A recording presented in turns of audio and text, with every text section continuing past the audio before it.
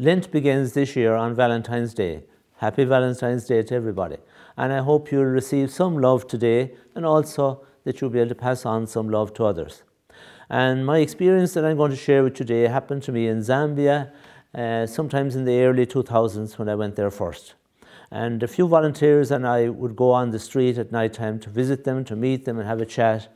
But on this particular night, which was the eve of Valentine's Day, we went out and we had a wonderful evening. We had a great evening experience with the street kids, and that we sat around with them and chatted as usual.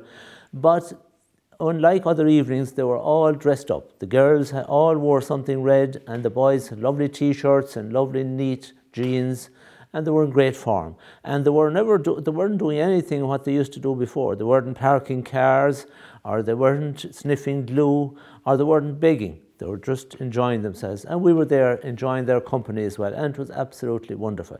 And as we walked around, we met people who were going out for Valentine's night, people going into the hotel and going to experience this facade of love.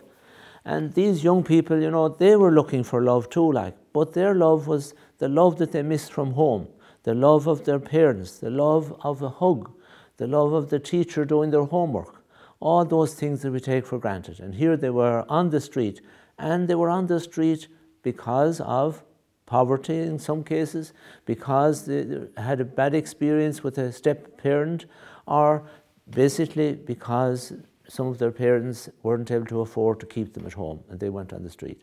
So we were there experiencing the love that they were missing and hearing about the love they were missing. But we would encourage them to go back, but no, they wouldn't go back. They wanted to stay on the street. And so that story, the real story of their lives, reminded me of the story of the gospel, the lovely story in the gospel, which we'll hear during Lent, the story of the prodigal son. And when the father was looking for his son, the son had run away from home, but at some stage he decided, I will rise and go back to my father, and I'll say to him, I'm sorry. I no longer wish to be called one of your children, but let me be called one of your paid servants. And so that is what we can experience. So what is the connection?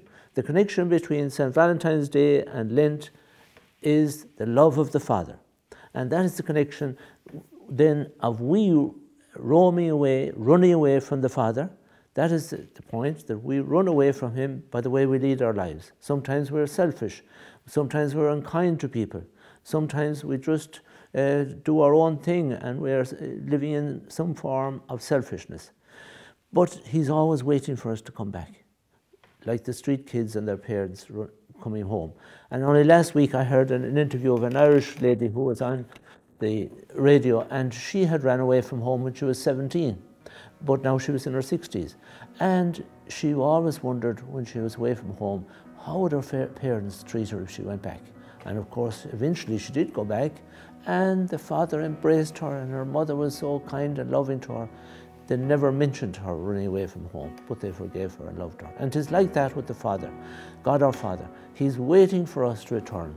And so this Lent, if we could return to the Father in some way, by being kind to somebody, by being less selfish, by sharing some kind of love with others, in that way we would receive the love of God the Father also.